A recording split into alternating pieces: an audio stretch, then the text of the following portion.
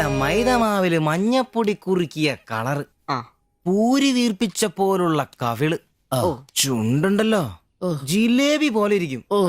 ഈ അരക്കെട്ടിനെന്നാ പൂവമ്പഴത്തിന്റെ പോലെ ഇരിക്കും. ഒരു അയൽവക്കാന്നേ ഇത്രയൊക്കെ പോരണ്ടേ ശുഭേട്ടാ? അത് പോരെന്നാ. ഒരു അന്യ സംസ്ഥാന കുടുംബത്തിനെ നിങ്ങൾക്ക് അയൽവാസിയായിട്ട് കിട്ടിയെന്ന് ഞാൻ അറിഞ്ഞു. ഇത് ഇത്ര വലിയ ലോട്ടറി ആയിരിക്കും ഞാൻ അറിഞ്ഞില്ല. പുണ്യം ചെയ്തവരാ നിങ്ങള്. ഓ എന്റെ അമ്മോ. നിങ്ങൾ അവരെ കണ്ടിട്ടുണ്ടോ? ഇല്ല. നിങ്ങൾ അവരുടെ ഭർത്താവിനെ കണ്ടിട്ടുണ്ടോ? ആ ഭാഗ്യവനെ കാണാൻ പറ്റിയിട്ടില്ല. എന്റെ ശിവുവേട്ട ഒരു വക നടക്കത്തില്ല. സത്യം. ആ പിന്നല്ലാതെ അയാളെ കൊണ്ടൊരു നടപടി ആവുന്ന കേസല്ലെന്ന്. അങ്ങനെ പറയുന്ന കാര്യമില്ല. ഒരു വലിയ ആന നയിക്കുന്ന കൊച്ചു പാപ്പ. ആന്റപ്പാ ആ ഉദാഹരണം ഇവിടെ ചേരില്ല. ആന ശാന്തമായിട്ട് നടക്കുമ്പോഴല്ലേ പാപ്പാൻ കൂടെ ഉണ്ടാവുള്ളൂ. മതം പൊട്ടി ആന അടുത്ത് പാപ്പാൻ പറഞ്ഞിട്ടുണ്ട്.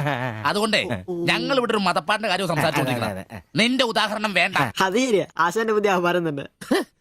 എടാ വന്നിട്ടിപ്പോ ഇത്രയും ദിവസമായില്ലേ, എന്തെങ്കിലും കണ്ടായിരുന്നാ? പിന്നെ കഴിഞ്ഞ ദിവസം ഞങ്ങളെ ഇത്രേ അടുത്താ കടന്ന്. പിന്നെ ഒന്ന് പോടാ അവിടുന്ന്.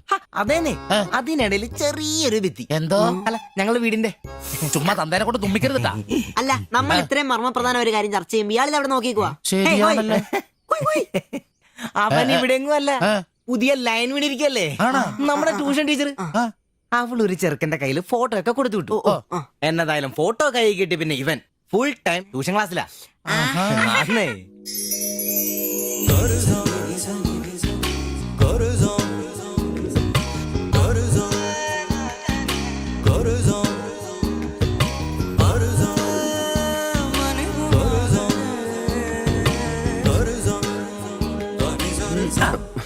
എന്താ ട്യൂഷൻ ക്ലാസ്സിൽ നീ എന്താ ബയോളജി പഠിക്കേ? ഞാനിങ്ങനെ ഓരോന്ന് ഓർത്ത് ഓർക്കണം. അവളെ പറ്റിയല്ല, അവളുടെ ബാപ്പാനെ പറ്റി. അയാൾ ഒന്ന് പറഞ്ഞ് രണ്ടാമത്തെ കത്തിയെടുക്കേണ്ട ടീമാന്ന് ഞാൻ അറിഞ്ഞത്. വെറുതെ അയാളുടെ കൈക്ക് പണി ഉണ്ടാക്കല്ലേട്ടാ. ഇവന്റെ ട്യൂഷൻ ടീച്ചർ അതിനുമ്പ് ആളെത്തിയല്ല. എടാ സിബിച്ച അവള് പറ്റടാ.